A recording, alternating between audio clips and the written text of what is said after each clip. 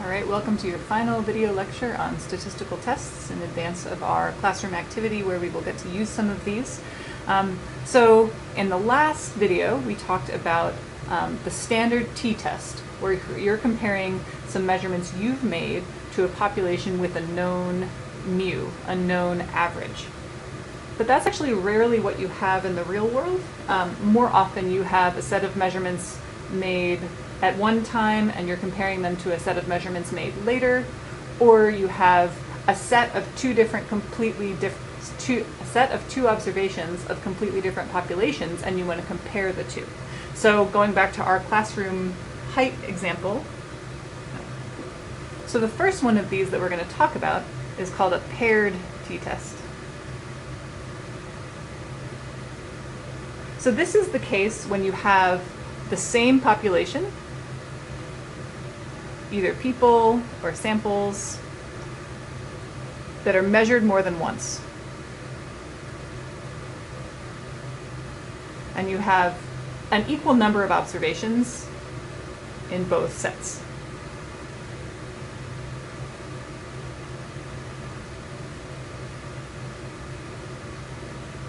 So you might have a population of sick people and you're giving them a medication and you want to test whether the medication is helping them.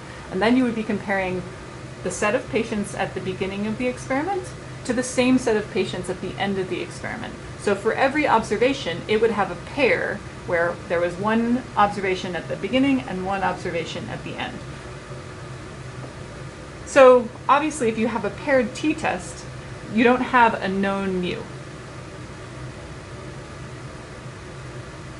So it doesn't make sense to have our original null hypothesis of, the mu for our sample equals mu from the known population, because we don't know what mu is.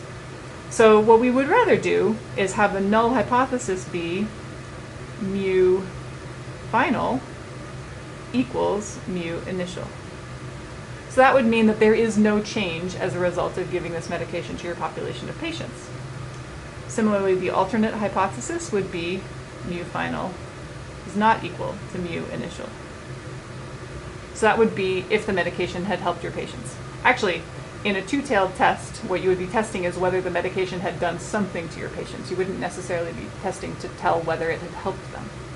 But you could choose to do a one-tailed test if you wanted to decide whether they had improved.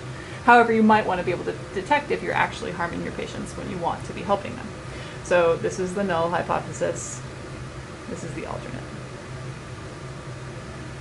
So now we need a different test statistic. So the one here actually looks very similar. The test statistic that we would calculate is mu final, is the average difference divided by the standard deviation of the difference. So the test statistic here is d bar is the average difference, and S sub d is the standard deviation of the difference.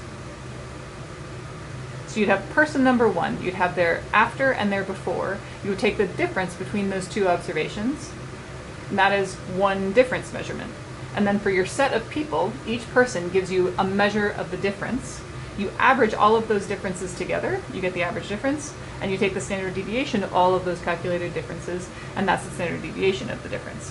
So this is your new t statistic in the case of a paired t-test, and then everything else is the same. So you still choose your level of confidence, and you still have your number of your degrees of freedom, and you still choose your critical value for t out of the table.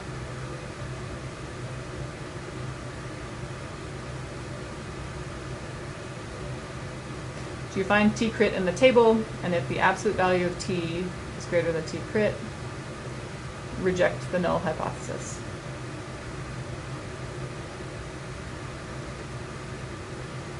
And if t is not greater than t crit, the absolute value of t is not greater than t crit, then you can't reject the null hypothesis. You have to accept the null hypothesis and you have no statistical difference between your two populations at the level of confidence that you have chosen. So that's the paired t-test.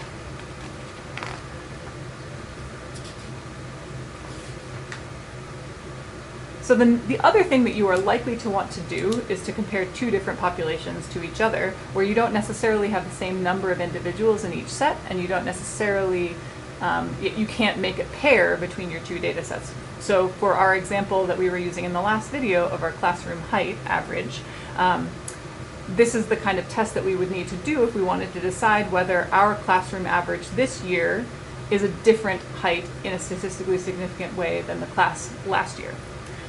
So to compare two sets of data when you didn't observe the same individuals or samples twice,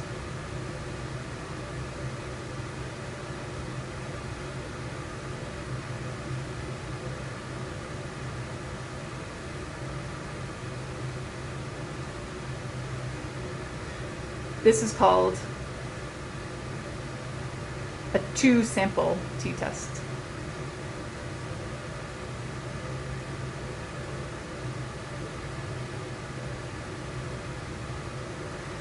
So again, it doesn't really make sense to have our null hypothesis be what it was with the standard t-test.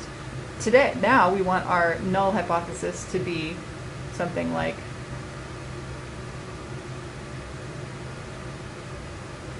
so the null hypothesis would be that there is no difference in the average height between the 2 years.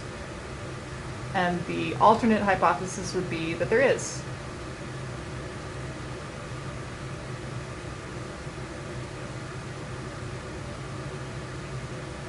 So again, we need to choose a different t-statistic.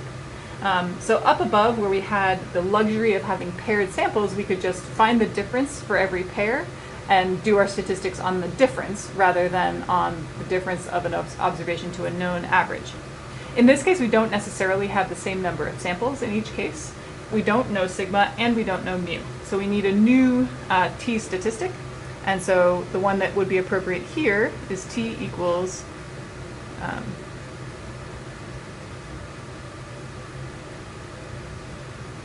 the difference between the averages of the 2 years divided by something called the pooled standard deviation. So this would be the standard deviation of 2018 squared divided by n 2018 plus the standard deviation of 2019 squared divided by n of 2019.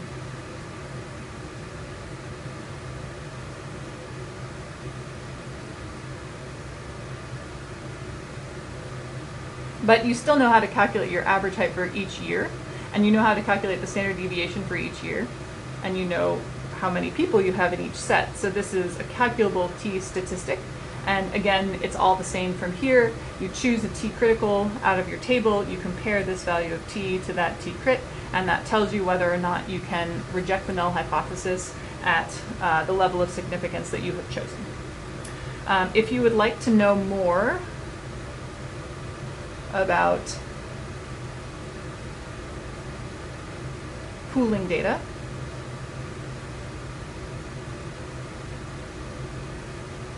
I will refer you to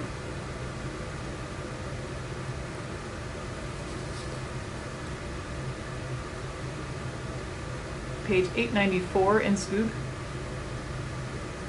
And also we're going to do some experiments on Friday where this is the kind of t-test that we're going to be using, so you'll get more exposure to this. It does not show up in your book, this t-statistic, but I think it's such a common one to use in chemistry observations that you should be aware of it. So obviously, I've shown you 3 different t-statistics that you could choose to calculate for your data set. And in some cases, it's possible to calculate a t-statistic that's not the right one, right? It's possible to take the set of observations you've made and calculate an inappropriate t-statistic. So we've looked at a very small subset of the t-statistics or the statistical parameters that you might look at, and a full statistics class would give you a better sense for all of the different options, but it's really important to understand what system you have, what numbers you're trying to compare and what the most appropriate way to do that comparison is. So I would highly recommend a statistics class, but today you've seen at least probably 3 common ones in medicine and chemistry.